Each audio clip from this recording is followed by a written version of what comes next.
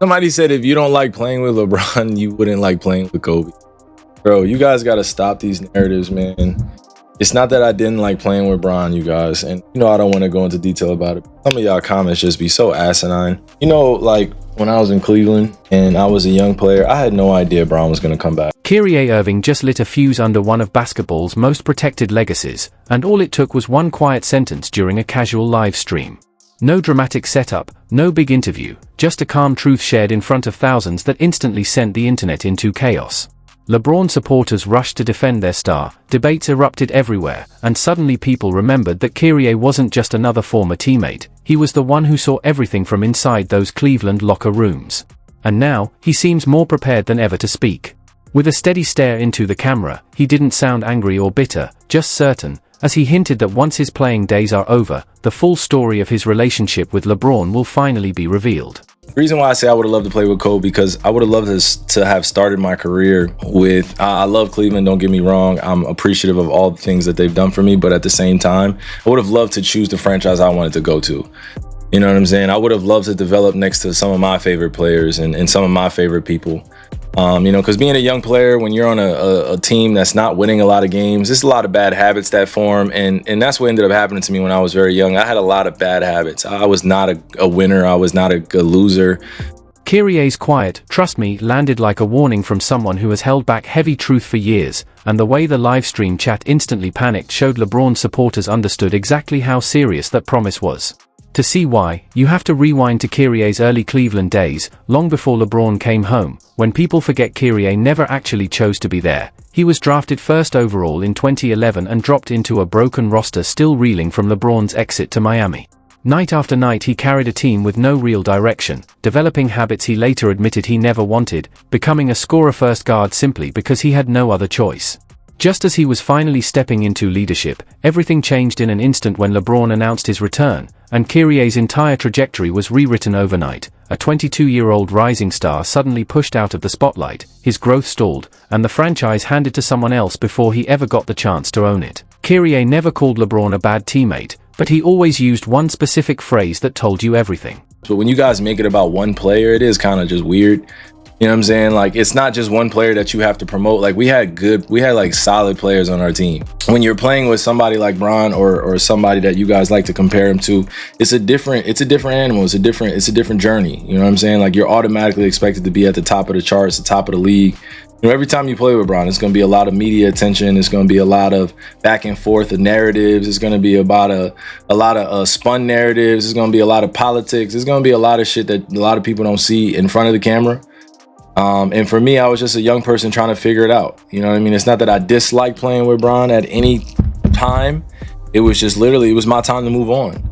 And that's what people got to accept. They want a deeper, detailed dive in terms of what happened. It's like, it was my time to move on. Playing with LeBron isn't just a basketball adjustment. It's an entirely different reality, one that reshapes everything around you.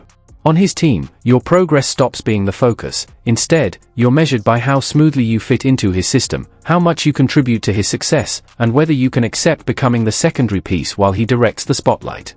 And that's where things start to feel heavier. LeBron didn't return to Cleveland as just a superstar, he came back with authority.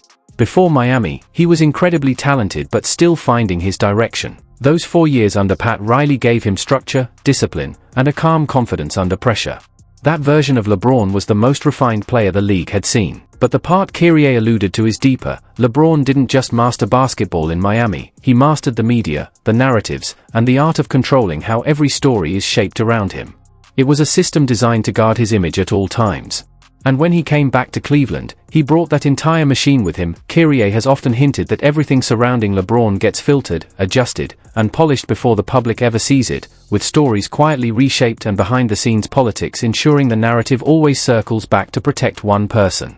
LeBron didn't just return to Cleveland as an improved player, he returned fully aware of how to control every angle, including how his teammates were framed within his story, and for Kyrie, watching that machine operate against him felt less like a partnership and more like a system that would sacrifice anyone to maintain the image at the top. Then came Game 7 of the 2016 Finals, where Kyrie drilled one of the coldest shots ever over Steph Curry to end 52 years of Cleveland heartbreak, a moment that should have defined his legacy, yet when he turned on the TV all he saw was blocked by James, with LeBron's chase down replayed non-stop while his own championship-winning three barely got acknowledged. His crowning moment faded instantly, and soon after, LeBron went on national television claiming that title proved he was the greatest ever, not the team, not the partnership, just him. Kyrie averaged 27 in that finals run, carried massive responsibility, and hit the shot of the decade, yet the entire narrative transformed into LeBron's redemption arc, leaving Kyrie as a footnote in his own triumph.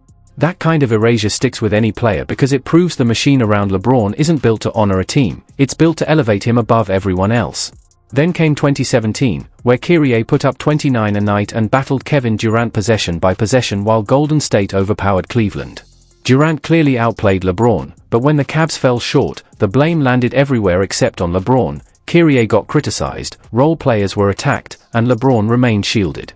Within weeks, rumors started circulating that Cleveland was exploring trades involving Kyrie, the same player who delivered the championship shot suddenly framed as the problem. With whispers from LeBron's camp about moving on and fans treating him like a disposable piece, Kyrie hit his limit, demanded a trade, and became the first star of LeBron's era to seize control of his own future, instead of joining him by choice or fading quietly once his value dipped. Wade, Bosh, Love, none of them ever left on their own terms, except Kyrie, and that's why LeBron's fanbase never truly forgave him.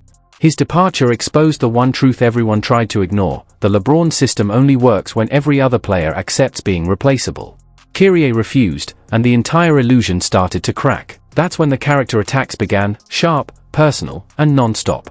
Critics tore apart his Boston years, questioned his leadership, mocked his injuries, and twisted everything into the same tired narrative: Kyrie can't win without LeBron. Then the pandemic arrived, and Kyrie made a personal medical choice that triggered a tidal wave of outrage, with people labeling him reckless, dangerous, and even arguing he should be banned. The backlash didn't feel like concern for public health, it felt like punishment for daring to think independently. And the wildest part? A huge portion of that anger came from LeBron supporters acting like Kyrie's decision was some kind of indirect attack on LeBron's legacy. And through it all, LeBron stayed completely silent. Kyrie stayed completely silent too, no reactions, no drama, no public fighting, while LeBron offered zero support, letting his fan base do all the attacking for him, which is exactly what Kyrie meant by off-camera politics. LeBron never needs to speak because the system around him moves on its own. Through everything thrown at him, Kyrie never broke. He rebuilt himself in Dallas, played the sharpest, most disciplined basketball of his career, earned respect as a veteran leader, and finally found real peace, not the media-friendly kind, but the kind that comes from growth, clarity, and stability. Even when Luka Doncic was traded to the Lakers and the noise flared up again, Kyrie stayed locked in, proving every old criticism wrong and showing he was never the chaotic wildcard people claimed. He was simply a player people expected to fail so their preferred narrative could stay intact. And now, all of that energy leads back to that quiet moment on the live stream, where Kyrie didn't sound casual or emotional. He sounded like someone who's done holding back, someone finally ready to stop protecting the silence he carried for years. Kyrie's final message: when I'm done playing, you'll hear the real story. Trust me, carried a weight that said this won't be some gentle sit-down but a full reveal of the real conversations, the hidden tension, and the moments buried by years of controlled narratives. When he added that no one could ever understand what it felt like to be in his position, it didn't sound like frustration, it sounded like someone who knows the kind of truth that could reshape how the entire Cleveland era is remembered. His tone made it clear he's finished protecting other people's legacies at the expense of his own story. So the real question isn't if Kyrie will speak, it's what happens to LeBron's image once he does, because for years LeBron's narrative machine has been nearly flawless, but Kyrie's promise is the first real crack in that armor, and when he finally talks, the carefully polished legacy LeBron has maintained may not come out untouched. Kyrie didn't need a documentary, a press tour, or a headline to shake the room. He rattled the entire foundation with a single sentence. And the instant panic from fans proved they already know how explosive his truth could be. His retirement is creeping closer, and when he finally sits down and speaks freely, without pressure or politics, the entire basketball world will stop to listen. Because nothing hits harder than the truth told by the person who lived through every minute of it, and Kyrie lived all of it. If this gave you a clearer look at what's been simmering behind the scenes, make sure to like, subscribe, and share this with someone who needs the context, because when Kyrie finally opens up, you'll want to be prepared. And trust me, it's going to shake the sport more than anyone expects.